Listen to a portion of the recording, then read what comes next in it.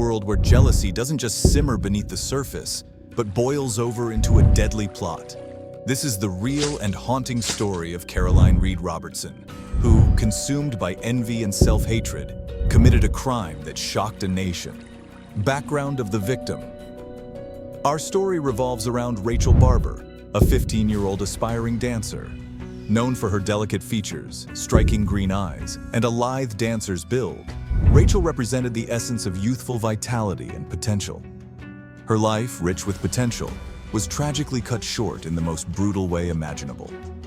Introduction of the perpetrator. Enter Caroline Reed Robertson, Rachel's former babysitter, a trusted family friend and neighbor. At 19, Robertson was battling a deeply entrenched personality disorder, marked by intense self-hatred and jealousy. Robertson's diary entries, filled with self-diminishing words and drawings, revealed her dark and troubled mind. The crime and its planning. In 1999, Parole, a suburb of Melbourne, became the horrific crime scene. Robertson, fixated on Rachel's beauty and grace, plotted to murder her and assume her identity. She created a tricky plan, tempting Rachel with the offer of $500 to take part in a secret psychological survey. The murder-trusting Robertson, Rachel walked into a trap. In a chilling act, Robertson drugged Rachel and strangled her with a telephone cord. This act was not spontaneous. It was the final step of a carefully thought-out plan. Robertson had written down each part of her wicked plan in her diary, Discovery and Investigation. Rachel's sudden disappearance sent shockwaves through her family and community. As the investigation unfolded, the evidence pointed towards Robertson. Her diary entries detailing her obsession with Rachel and the murder plot became crucial evidence in the case.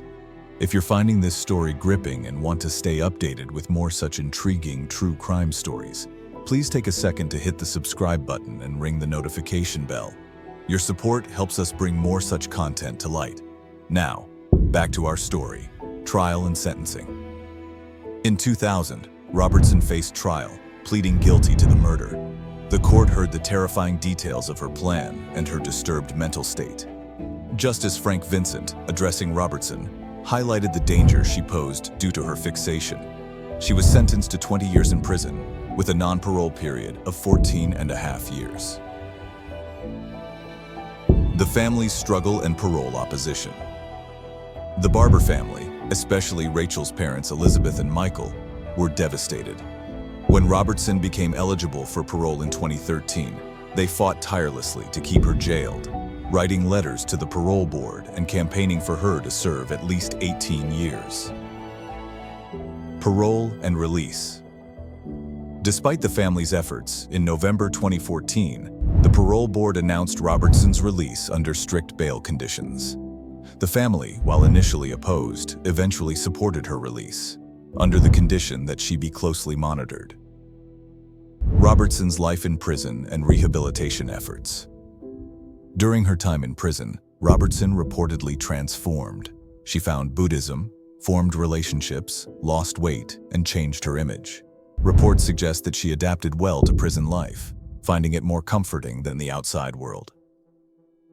Reflections on mental health and society. This case raises important questions about mental health, envy, and the impact of societal pressures.